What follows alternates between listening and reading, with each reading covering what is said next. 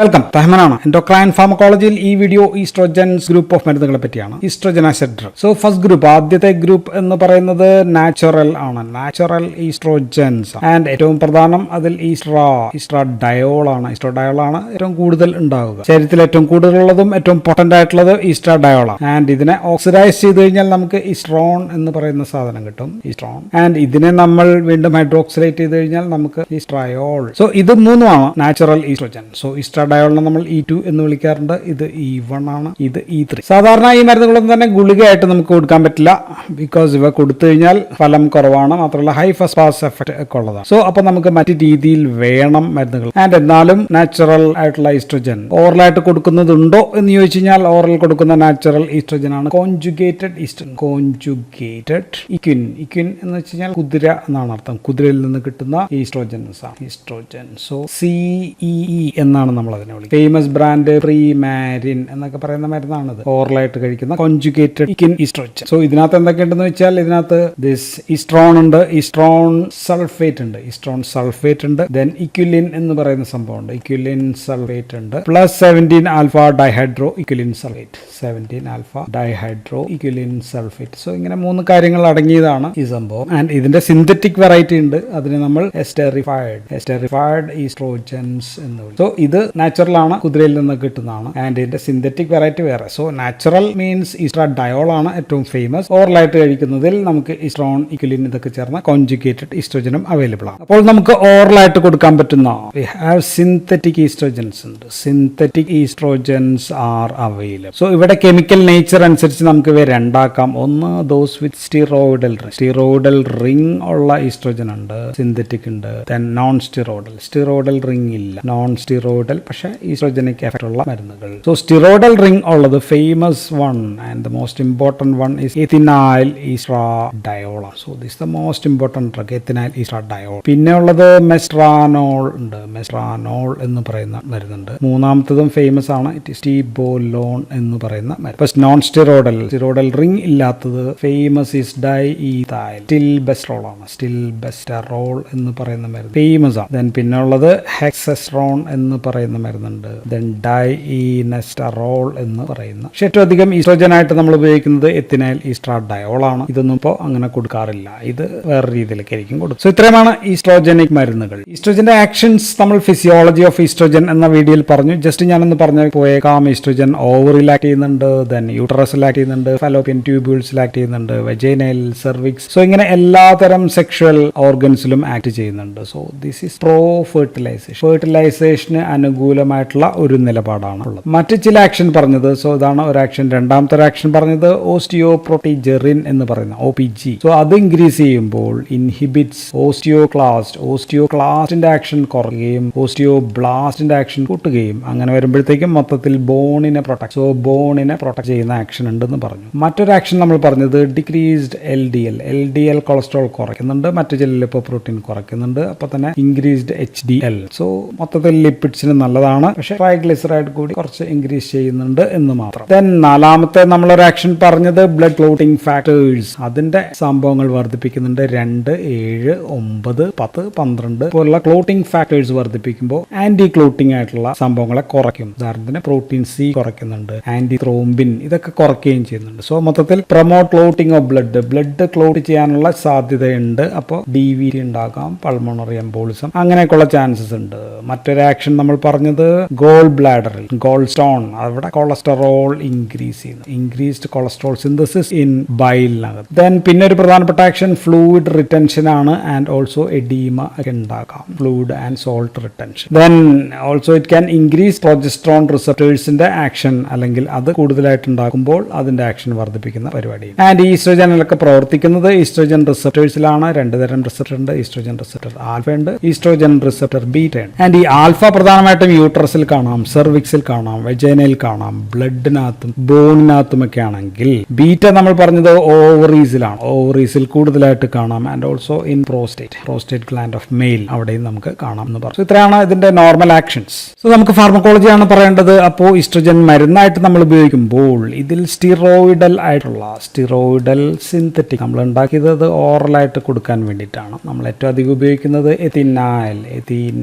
ഈസ്ട്രാഡയോൾ ആണ്. And also മെസ്ട്രാനോൾ ഇത് രണ്ടും നമ്മൾ ഉപയോഗിക്കുക ഓറൽ കോൺട്രാസെപ്റ്റീവ്സ് OCP പിൽസിലാണ് നമ്മൾ ഇത് ഉപയോഗിക്കുക. അതിൽ തന്നെ എഥിനൈൽ ഈസ്ട്രാഡയോൾ ആണ് ബെസ്റ്റ് ചോയ്സ്. എല്ലാത്തിലും മിക്കവാറും ഇത് തന്നെ ആയിരിക്കും. മെസ്ട്രാനോളും ചില മരുന്നുകളിലുണ്ട്. അപ്പോൾ ഇത് രണ്ടും ഓറൽ കോൺട്രാസെപ്റ്റീവ് ആയിട്ട് ഉപയോഗിക്കുന്നതാണ്. ആൻഡ് ഓൾസോ ഓറൽ കോൺട്രാസെപ്റ്റീവ് നമുക്ക് വേറൊരു കാര്യത്തിന് ഉപയോഗിക്കാം. അത് ഹോർമോണൽ റീപ്ലേസ്മെന്റ് തെറാപ്പി. HRTയിൽ നമ്മൾ കൊടുക്കാം, അല്ലെങ്കിൽ നമ്മൾ അതിനെ MHT എന്ന് പറയും. That means menopausal hormonal therapy. Menopause കഴിഞ്ഞ സ്ത്രീകൾക്ക് ഹോർമോൺ തെറാപ്പിയിൽ നമ്മൾ ഉപയോഗിക്കും. ദെൻ ഓൾസോ കോൺജുഗേറ്റഡ് ഈസ്ട്രോജൻസും നമുക്ക് ഉപയോഗിക്കാം ഇതേ പർപ്പസിന്. കോൺജുഗേറ്റഡ് ഈസ്ട്രോജൻസ് നമ്മൾ പറഞ്ഞു. ഇനി നമ്മൾ പറഞ്ഞ ഒരു മരുന്ന് ടിബോലോൺ ആണ്. ടിബോലോണിന്റെ ഒരു പ്രത്യേകത എന്ന് പറയുന്നത് ഈ മരുന്നിന് 3 തരം ആക്ഷൻസ് ഉണ്ട്. ഒന്ന് നമ്മൾ പറയുന്ന ഈസ്ട്രോജൻ ആണ്, ഈസ്ട്രോജനിക് ആക്ഷൻ ഉണ്ട്. 2 മറ്റൊരു ഹോർമോൺ ആയിട്ടുള്ള പ്രോജെസ്റ്ററോൺ ലൈക്ക് ആക്ഷൻസ് ഉണ്ട്. മൂന്നാമത്തെ ഹോർമോൺ നമുക്കറിയാവുന്നത് പുരുഷരിലുള്ള ടെസ്റ്റോസ്റ്റിറോൺ. സോ ഇതിന്റെ 3 തരം ആക്ഷനും ഉള്ള മരുന്നാണ് ടിബലോൺ എന്ന് പറയുന്ന മരുന്ന്. ആൻഡ് ഇത് അപ്പോൾ നമുക്ക് ഉപയോഗിക്കാവുന്നത് HRTയിൽ ഉപയോഗിക്കാം, ഹോർമോണൽ റീപ്ലേസ്മെന്റ് തെറാപ്പിയിൽ നമുക്ക് ഇത് ഉപയോഗിക്കാം. ദെൻ ബിക്കോസ് ഓഫ് പ്രൊജസ്ട്രോൺ ഉള്ളത് മൂലം നമുക്ക് ഉപയോഗിക്കാൻ പറ്റുന്നതാണ് എൻഡോമെട്രിയോസിസിൽ നമുക്ക് ഉപയോഗിക്കാം. പ്രൊജസ്ട്രോൺ ഉള്ളത് മൂലം ചിലപ്പോൾ സ്പോട്ടിങ്ങും ഉണ്ടാകാം എന്ന് നമ്മൾ ഓർത്തു. അപ്പോൾ ടെസ്റ്റോസ്റ്റിറോൺ ഉള്ളത് മൂലമോ ടെസ്റ്റോസ്റ്റിറോൺ ആക്ഷൻ മൂലം സൈഡ് എഫക്റ്റ് ആണ്. ഒന്ന് അഗ്നി ഉണ്ടാകാം, അല്ലെങ്കിൽ ഹെർസ്യൂട്ടിസം പോലെയുള്ള പ്രശ്നങ്ങൾ,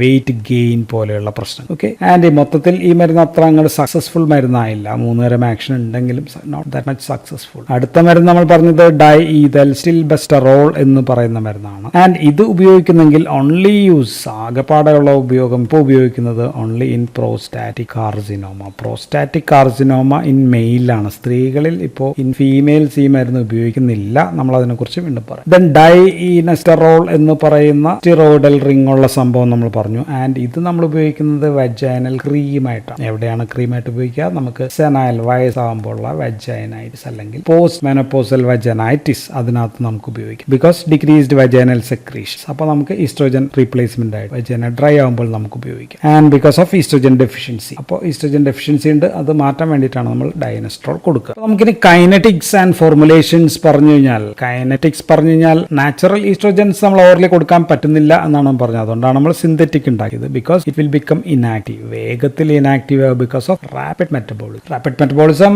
and high first pass metabolism എന്നാണ് നമ്മൾ അതിന് പറയുന്നത്. First pass effect. Okay. So estradiols. അപ്പോൾ അതുകൊണ്ട് നമുക്ക് ഈസ്ട്രാഡയോൾ നമ്മൾ എന്ത് ചെയ്യും? ഈസ്ട്രാഡയോളിന്റെ ഫാറ്റി ആസിഡ് കോൺജുഗേറ്റ്സ് ഏതെങ്കിലുമൊക്കെ ആയിട്ട് നമുക്ക് IM ഒക്കെ ആയിട്ട് ഇഞ്ചക്ഷൻ ആയിട്ട് വേണമെങ്കിൽ കൊടുക്കാം. ആൻഡ് ലിവറിൽ വെച്ചിട്ട് ഈസ്ട്രാഡയോളിനെ കുറിച്ചാണ് നമ്മൾ പറയുക. ഈസ്ട്രാഡയോളാണ് അധികം ഉപയോഗിക്കുക. ഈസ്ട്രാഡയോൾ എന്താകും? ലിവറിൽ വെച്ചിട്ട് it will become sulphate or glucuronide conjugation നടക്കും. So this happens inside the liver. ലിവറിൽ നിന്ന് പുറത്തു വന്നു, ബൈലിലൂടെ അത് പുറത്തു വന്നു, ഇൻറ്റെസ്റ്റൈനിലെത്തുമ്പോഴത്തേക്കും അവിടെയുള്ള മൈക്രോ ഓർഗാനിസംസ് ഇതിനെ വീണ്ടും സ്പ്ലിറ്റ് ചെയ്യും. ഇപ്പോൾ കോൺജുഗേഷൻ നടന്ന് വീണ്ടും ഇത് അബ്സോർബ് ചെയ്തിട്ട് വീണ്ടും ലിവറിൽ. ഇത് ഇങ്ങനെ നടക്കുന്നതിന് നമ്മൾ ഫാർമക്കോളജിയിൽ പറഞ്ഞത് എൻഡറോഹെപ്പാറ്റിക് റീസൈക്ലിംഗ് എന്നാണ്. So estrogen like drugs undergo enterohepatic recycling നടക്കുന്നുണ്ട്. ആൻഡ് അതിൽ തന്നെ ഏറ്റവും ഓർലി ആക്റ്റീവ് നമ്മൾ പറഞ്ഞത് ദിസ് ഈസ്ട്രാഡയോൾ ആണ്. ഏറ്റവും കൂടുതൽ നമ്മൾ ഉപയോഗിക്കുന്നതെന്ന് പറഞ്ഞു എഥിനൈൽ ഈസ്ട്രാഡയോൾ ആണ് ഏറ്റവും അധികം ഉപയോഗിക്കുക. ആൻഡ് അതിൻ്റെയൊക്കെ പ്രിഫേർഡ് റൂട്ട് എന്ന് പറയുന്നത് ഇഞ്ചക്ഷൻ ഒക്കെ ഉണ്ടെങ്കിലും ഇറ്റ് ഈസ് ഓറൽ റൂട്ട് ആണ് നമ്മൾ പ്രിഫർ ചെയ്യുന്നത്.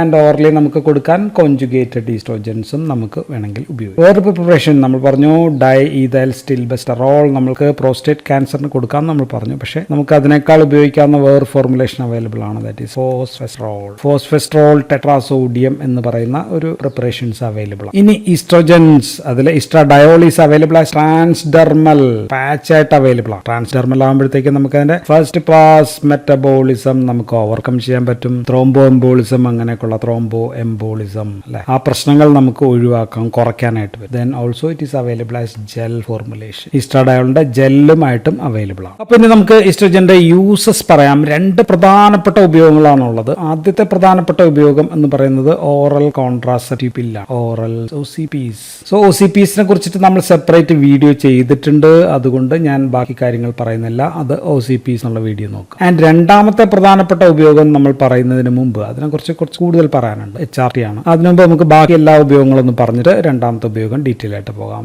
വൺ ഈസ് ഡിലേയ്ഡ് പ്യൂബർട്ടി എന്ന് പറയുമ്പോൾ പെൺകുട്ടി പ്രായമാകുന്നില്ല, പ്രായപൂർത്തിയാകുന്നു, പക്ഷേ മെൻസസ് ആയിട്ടില്ല. Delayed puberty in females or girls, വയസ്സായിട്ടും മെൻസസ് ആവുന്നില്ല. So to promote pubertal changes, അങ്ങനെയുള്ള ചേഞ്ചസ് അവരിൽ ഉണ്ടാക്കാനായിട്ട് നമുക്ക് ഉപയോഗിക്കാം. സംഭവിക്കുന്നത് ഉദാഹരണത്തിന് ടർണേഴ്സ് സിൻഡ്രോം ഉള്ള ആൾക്കാരിൽ ഹൈപ്പോപിറ്റ്യൂട്ടറിസം, പിറ്റ്യൂട്ടറി ശരിയായിട്ട് വർക്ക് ചെയ്യുന്നില്ല, ഹൈപ്പോപിറ്റ്യൂട്ടറി പിറ്റ്യൂട്ടറിസം, പ്രൈമറി ഹൈപ്പോഗൊണാഡിസം അങ്ങനെയൊക്കെയുള്ള കണ്ടീഷൻസിലാണ് നമ്മൾ ഡിലേഡ് പ്യൂബർട്ടിയിൽ കൊടുക്കുക. ഇനി ഡിസ്മെനോറിയ, ഡിസ് എന്ന് കേട്ടുകഴിഞ്ഞാൽ വേദനയാണ്, ഡിസ്മെനോറിയ അതിനകത്ത് പെയിൻഫുൾ മെൻസ്ട്രേഷൻ. നമ്മൾ ഏറ്റവും പ്രിഫർ ചെയ്യുന്നത് മെഫനാമിക് ആസിഡ് എന്ന് പറയുന്ന NSAID ആണ്. മെഫനാമിക് ആസിഡ് ആണ് നമ്മൾ കൊടുക്കുക. എങ്കിലും നമുക്ക് സിവിയർ കേസസിൽ നമുക്ക് ഈസ്ട്രോജൻ വേണമെങ്കിൽ കൊടുക്കാം. നാലാമത്തത് പ്രോസ്റ്റേറ്റ് കാർസിനോമയിലാണ്. പ്രോസ്റ്റേറ്റ് കാർസിനോമയിൽ നമ്മൾ പറഞ്ഞു നമ്പർ 1 ചോയ്സ് ഈസ് GnRH അഗോണിസ്റ്റുകളാണ്. എങ്കിലും നമുക്ക് ഫോസ്ഫെസ്റ്ററോൾ എന്ന് പറയുന്ന മരുന്ന് കൊടുക്കാം. പിന്നെ ഡൈഇഥൈൽജിൽബെസ്ട്രോൾ ഉപയോഗിക്കാറില്ല എങ്കിലും വേണമെങ്കിൽ കൊടുക്കാം എന്ന് നമ്മൾ പറഞ്ഞു. അഞ്ചാമത്തെ ഉപയോഗം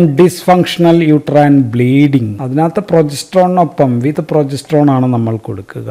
ആൻഡ് ആറാമത്തെ ഉപയോഗം സെനൈൽ വജൈനൈറ്റിസ് നമ്മൾ ഓൾറെഡി പറഞ്ഞു. ഡൈഎനസ്ട്രോൾ ഓയിൻമെന്റ് ആയിട്ട് ഉപയോഗിക്കുന്നു എന്ന് നമ്മൾ പറഞ്ഞു, ക്രീമായിട്ട് ഉപയോഗിക്കാം. ഏഴാമത്തെ ഉപയോഗം നമ്മൾ ഉപയോഗിക്കുന്നില്ല എങ്കിലും പറയുന്നു മാത്രമേ ഉള്ളൂ. ആക്നിയിൽ സ്ത്രീകളിൽ മാത്രമാണ്, പുരുഷന്മാരിലല്ല. മറ്റു മരുന്നുകളൊന്നും ഫലം ഇല്ലെങ്കിൽ നമുക്ക് വേണമെങ്കിൽ ഈസ്ട്രോജൻ ട്രൈ ചെയ്ത് നോക്കാം. ഏറ്റവും പ്രധാനപ്പെട്ട മറ്റൊരു ഉപയോഗം നമ്മൾ പറയാം എന്ന് പറഞ്ഞത് HRT ആണ്, ഹോർമോൺ റീപ്ലേസ്മെന്റ് തെറാപ്പി അല്ലെങ്കിൽ MHT, മെനോപോസൽ ഹോർമോണൽ തെറാപ്പി എന്നും നമ്മൾ പറയും. ഇത് നമ്മൾ ഈസ്ട്രോജനെ കുറിച്ച് മാത്രമല്ല പറയാം, ഈസ്ട്രോജൻ പ്ലസ് പ്രൊജസ്റ്റിൻസ് എന്ന് പറയാം. സോ ഇതെല്ലാം കൂടി ചേർത്തിട്ടാണ് നമ്മൾ പറയാം. അവിടെ നമ്മൾ പ്രൊജസ്റ്റിൻ അപ്പോൾ ഇത് നമ്മൾ പറയില്ല. സോ മെനപ്പോസ് ആകുമ്പോൾ ഹോർമോൺ നിൽക്കുന്നു അല്ലെ, ഹോർമോൺ സംഭവങ്ങളൊക്കെ നിലയ്ക്കാണ്. സോ ഇത് സ്ത്രീകളിൽ പല പ്രശ്നങ്ങളുണ്ടാവും. അപ്പോൾ പ്രശ്നങ്ങൾ എന്താണെന്ന് നമുക്ക് പറഞ്ഞു പോകാം. ഒന്ന് വാസോമോട്ടോർ പ്രശ്നങ്ങൾ. വാസോമോട്ടോർ പ്രശ്നങ്ങൾ എന്ന് പറയുമ്പോൾ ബ്ലഡ് വെസലുമായിട്ട് ബന്ധപ്പെട്ടുള്ള പ്രശ്നങ്ങൾ. ചുട്ടുപുകച്ചിൽ അല്ലെങ്കിൽ പുകച്ചിൽ എന്ന് പറയുന്നതാണ് ഹോട്ട് ഫ്ലാഷസ് എന്ന് പറയും. അമിത വിയർപ്പ് അങ്ങനെയൊക്കെയുള്ള പ്രശ്നങ്ങൾ ഉണ്ടാകുന്നുണ്ട്. രണ്ട് യൂറോജെനിറ്റൽ പ്രശ്നങ്ങളാണ്. യൂറോജെനിറ്റൽ പ്രോബ്ലംസ് എന്ന് പറയുമ്പോൾ vaginal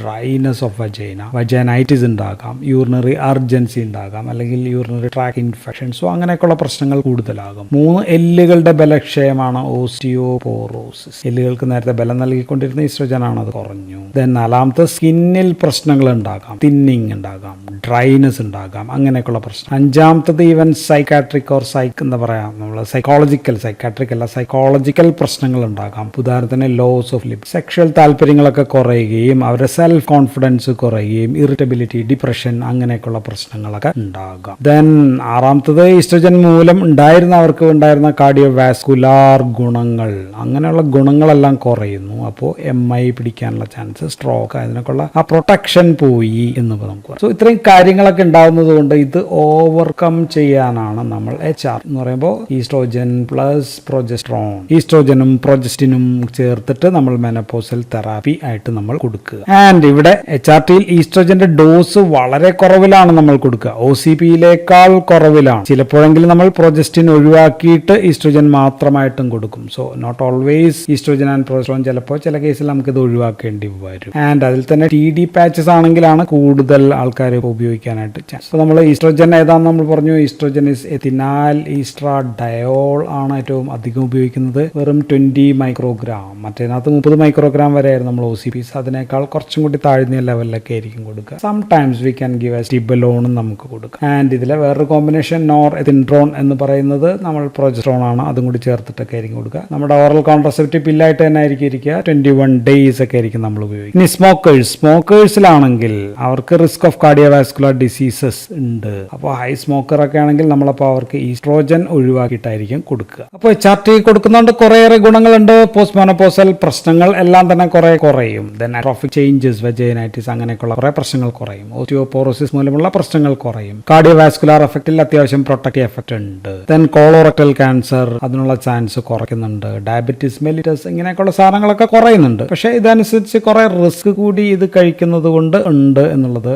because of the oestrogen അതൊക്കെ ഉള്ളതുകൊണ്ട് അതിന്റെ റിസ്ക്. ഉദാഹരണത്തിന് കോഗ്നിറ്റീവ് ഫംഗ്ഷൻ ഒന്നും കാര്യമായിട്ട് ഇംപ്രൂവ് ചെയ്യുന്നില്ല. പണ്ട് നമ്മൾ അതൊക്കെ ഇംപ്രൂവ് ചെയ്യും എന്നാണ് പറഞ്ഞുകൊണ്ടിരുന്നത്, പക്ഷേ അത്ര ഇംപ്രൂവ്മെന്റ് ഇല്ല. Then breast cancer risk can be increased, അതിനുള്ള ചാൻസ് കൂടും. ത്രോംബോ എംബോളിസം അല്ലെ, ഈസ്ട്രോജൻ അത് ഉണ്ടാക്കും എന്ന് പറഞ്ഞു. അപ്പോൾ DVT, പൾമോണറി എംബോളിസം അതിനൊക്കെയുള്ള റിസ്ക് ഇപ്പോഴും ഉണ്ട്. ദെൻ ഗോൾ സ്റ്റോൺ ഉണ്ടാവാനുള്ള ചാൻസ് കൂടുതലുണ്ട്. ദെൻ മൈഗ്രെയിൻ, തലവേദനയും ഈസ്ട്രോജൻ കഴിക്കുമ്പോൾ കൂടുതലായിട്ട് ഉണ്ടാവാനുള്ള ചാൻസ്. അപ്പോൾ ഇതെല്ലാം ഇതിന്റെ സൈഡ് എഫക്ട്സ് ഓർ റിസ്ക് ആണ് നമ്മൾ പറഞ്ഞത്. ദെൻ സൈഡ് എഫക്ട്സ് പറയുകയാണെങ്കിൽ നൗസിയ, വോമിറ്റിംഗ് നമുക്ക് പ്രത്യേകിച്ച് എഴുതണ്ട, അതുണ്ടാകാം. ദെൻ പ്രൊജസ്ട്രോൺ ആണെങ്കിൽ പ്രൊജസ്ട്രോൺ കൂടെ കൊടുക്കുകയാണെങ്കിൽ റിസ്ക് ഓഫ് എൻഡോമെട്രിയൽ പ്രശ്നങ്ങൾ, എൻഡോമെട്രിയോസ് അങ്ങനെയൊക്കെയുള്ള പ്രശ്നങ്ങൾ, എൻഡോമെട്രിയൽ ക്യാൻസർ അതിന്റെയൊക്കെ റിസ്ക് പ്രൊജസ്ട്രോൺ ഉള്ളത് കൊണ്ട് കുറയുന്നുമുണ്ട്. ഇനി പുരുഷന്മാരിൽ ഈസ്ട്രോജൻ കൊടുത്താലോ, പുരുഷന്മാരിൽ ഈസ്ട്രോജൻ കൊടുത്തു കഴിഞ്ഞാൽ ഗൈനക്കോമാസ്റ്റിയ പോലെയുള്ള പ്രശ്നങ്ങൾ, ഡിക്രീസ് ലിബിഡോ അങ്ങനെയൊക്കെയുള്ള പ്രശ്നങ്ങൾ ഉണ്ടാകും. ഇനി 15 സിഗരറ്റ് കാര്യമാണ്, സ്മോക്കറിന്റെ കാര്യമാണ് ഞാൻ പറയാം +35 years. അതിനേക്കാൾ മുകളിൽ ഉള്ള ആൾക്കാരിലാണെങ്കിൽ